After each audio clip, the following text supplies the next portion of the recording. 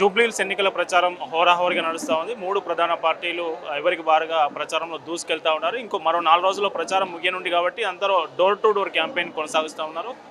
కాంగ్రెస్ పార్టీకి సంబంధించి మంత్రులు కావచ్చు, ఎమ్మెల్యేలు కావచ్చు, మొత్తం జూబ్లీహిల్స్ నియోజకవర్గంలోనే ప్రచారంలో ఉన్నారు. అయితే కాంగ్రెస్ పార్టీ అభ్యర్థికి నవీన్ యాదవ్ ఎవరైతే ఉన్నారో ప్రజల్లో ఎట్లా ఉంది, వీళ్ళ ప్రచార సరళి ఎట్లా కొనసాగుతుంది, ఇట్లాంటి అన్ని అంశాలు మనతో పాటు మాట్లాడడానికి Dornakal MLA and deputy speaker Ramachandra Nayak మనతో పాటు ఉన్నారు. అన్న నమస్తే. ఎట్లుంది ప్రచారం, ఎట్లా నడుస్తుంది కాంగ్రెస్ పార్టీ? మొదట్లో ఎట్లుండే, ఇప్పుడు స్పందన ఎట్లా ఉంది? బ్రహ్మాండంగా ఉంది. నవీన్ యాదవ్ గారి అభ్యర్థిత్వాన్ని బలపరుస్తూ జూబ్లీహిల్స్ పరిసర మొత్తం ఉన్న సెగ్మెంట్లలో అన్ని సెగ్మెంట్లలో బ్రహ్మాండమైన స్పందన. అదేవిధంగా ఒక మధ్యతరగతి కుటుంబం నుంచి స్థానికుడుగా ఒక విద్యావంతుడుగా ప్రజల కష్ట సుఖాల్లో పాలు పంచుకునే ఒక వ్యక్తిగా వారికి మంచి గౌరవం, అదేవిధంగా విజయం కూడా దక్కబోతుందని తెలియజేస్తాను. మైనార్టీలకు సంబంధించి అజారుద్దీన్కు మంత్రి పదవి ఇచ్చిన తర్వాత ఏమైనా స్పందన వేరేలా ఉందా? గతంతో పోలిస్తే ఏమైనా మారిందా? తప్పకుండా ముస్లిం మైనారిటీలో కూడా ఒక స్పందన చలనం వచ్చింది.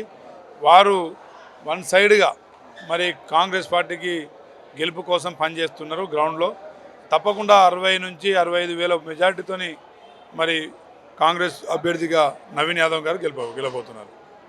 బీఆర్ఎస్ పార్టీ విషయానికి వస్తే బీఆర్ఎస్ పార్టీ ఏమంటుందంటే, బీఆర్ఎస్ పార్టీ ముస్లిం మైనారిటీలు కావచ్చు, అట్లాగే జూబ్లీహిల్స్ ప్రజలు కావచ్చు మాతోనే ఉన్నారు అని చెప్పి ఈరోజు ప్రగతి నివేదిక కూడా రిలీజ్ చేయబోతున్నారు కేటీఆర్ ఈరోజు మధ్యాహ్నం తెలంగాణ భవన్లో. అట్లాగే సల్మాన్ ఖాన్ అనే వ్యక్తి ఏదైతే సామాజిక కార్యక్రమాలు చేపడుతూ జూబ్లీహిల్స్ ప్రజల్లో ఎక్కువ ఫాలోయింగ్ ఉన్న వ్యక్తిగా సల్మాన్ ఖాన్ కూడా తమ వైపే ఉన్నారు. కాబట్టి మా గెలుపుకు విజయ అవకాశాలు ఎక్కువ ఉన్నాయని చెప్తా ఉన్నారు. ఏం చెప్తారు వాళ్ళ మీద? ఇప్పుడు కేసీఆర్ కుటుంబ సభ్యులందరూ పగటి గల కంటా ఉన్నారు. 10 సంవత్సరాల్లో వాళ్ళు జూబ్లీహిల్స్ నియోజకవర్గానికి చేసిన అభివృద్ధి ఏందో చెప్పండి. 10 సంవత్సరాల అవకాశం ఇచ్చారు కదా. 10 సంవత్సరాల్లో పరిసర ప్రాంతాల్లో ఉన్న చెరువులు నాలాలు కబ్జా చేసిర్రు. ధరణి పేరుతోని ప్రజల భూములు, ప్రభుత్వ భూములు కొల్లగొట్టిర్రు. అదేవిధంగా ప్రజా ఆస్తుల్ని అమ్మి ప్రజాధనాన్ని కొల్లగొట్టిర్రు. దాదాపు 10 సంవత్సరాల్లో 8.5 లక్షల కోట్లు అప్పు చేసిన బందిపోటు కుటుంబం అది.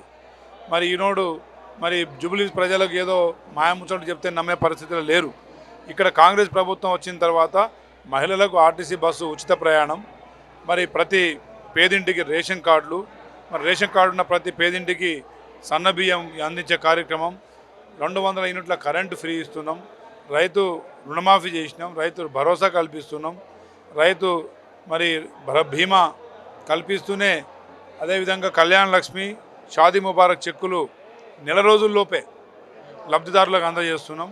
ప్రభుత్వ ఉద్యోగులకు మొదటి తారీఖునే జీతాలు ఇస్తున్నాం. అదేవిధంగా ఇందిరమ్మ ఇండ్లు ప్రతి నియోజకవర్గానికి 3,500 ఇండ్లు పేదవాళ్లకు పూర్తి చేసినాం. ఇన్ని అభివృద్ధి కార్యక్రమాలు మేము చేసినాం. 10 సంవత్సరాల్లో వాళ్ళు నాసే రకం 50 రూపాయల బతుకమ్మ చీరలు తప్ప, కేసీఆర్ కిట్టు తప్ప ఇంకేమైనా ఇచ్చిరా ఒకటి చెప్పమానండి.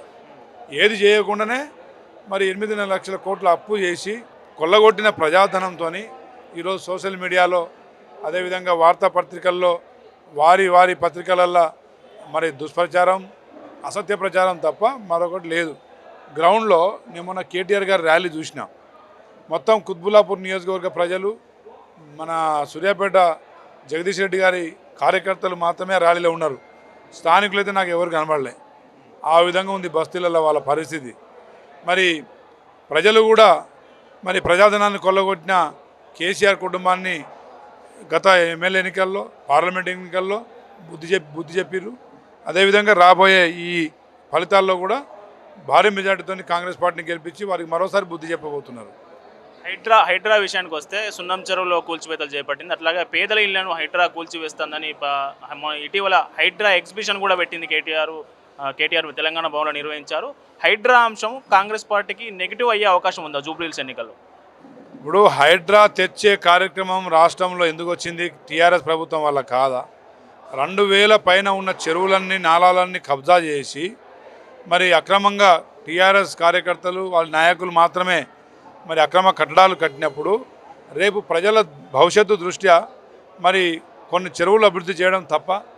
ఒక్కసారి పక్కనే మనం నిలబడ్డదాని వెనకాలనే సున్నం చెరువు ఉంది. ఈరోజు అభివృద్ధి కార్యక్రమాలు ఎట్లా జరుగుతున్నాయి, సున్నం చెరువు గతంలో ఎట్లుండే ఇప్పుడు ఎట్లుండో మీరే మీడియా మిత్రులే చూపించాలి. ప్రజలు చిన్న వర్షం వస్తేనే ఈ హైదరాబాద్లో ట్రాఫిక్ కదలని పరిస్థితి ఉంది.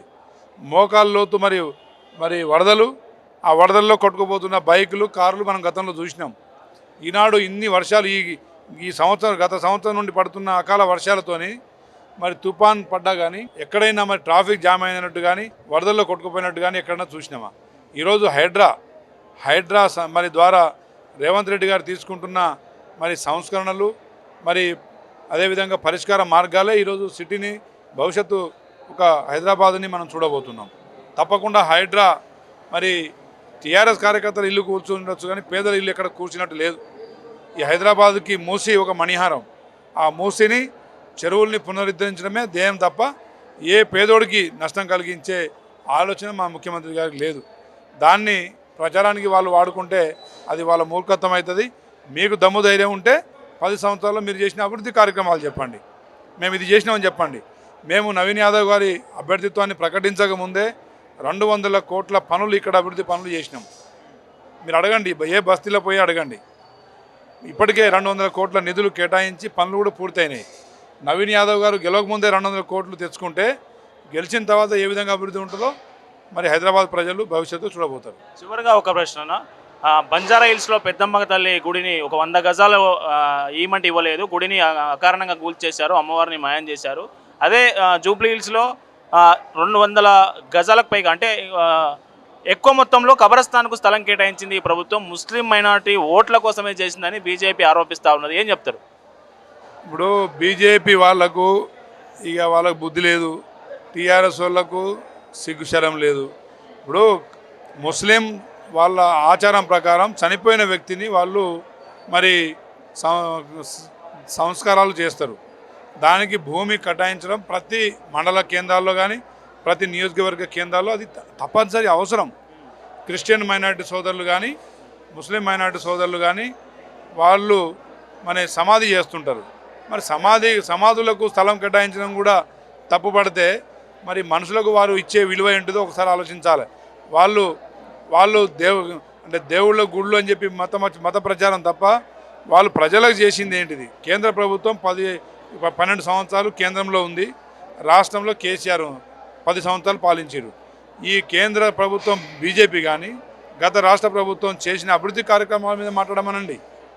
కాంగ్రెస్ చేసే మంచి పనులు, ప్రజలు చేసే మంచి పనుల గురించి వక్రీకరించడం కాదు. మీకు దమ్ము ధైర్యం ఉంటే మీ అభివృద్ధి చెప్పండి, ప్రజల్లో పోండి. అంతే తప్ప కాంగ్రెస్ చేసే ప్రతి అభివృద్ధి కార్యక్రమాలకు మోకాలు అడ్డడం కాదు. మీరు ఇప్పటికైనా మీరు బుద్ధి రావాలి. ప్రజలు గతంలో మీకు వాతలు పెట్టిరు, భవిష్యత్తులో కూడా అది జరగకుండా ఉండాలంటే ఇప్పటికైనా మీ బుద్ధి మార్చుకోవాలని చెప్పి తెలియజేస్తున్నాను. 100 గజాలు కేటాయించడంలో ప్రభుత్వానికి ఉన్న అభ్యంతరం ఏంటి? 100 గజాలు గుడి కోసం ఇవ్వచ్చు కదా, ఇక్కడ వీళ్ళ కబరస్థానికి ఇవ్వడంలో ఓకే, మళ్ళీ గుడి కోసం కూడా ఇవ్వచ్చు అని హిందువులు అడుగుతా ఉన్నారు.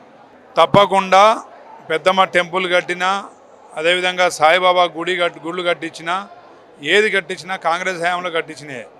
తప్పకుండా అక్రమంగా ఎవరైనా ఆక్రమిస్తే తప్ప ఏ స్థలాన్ని కాంగ్రెస్ ప్రభుత్వం వెనుకకు తీసుకోదు.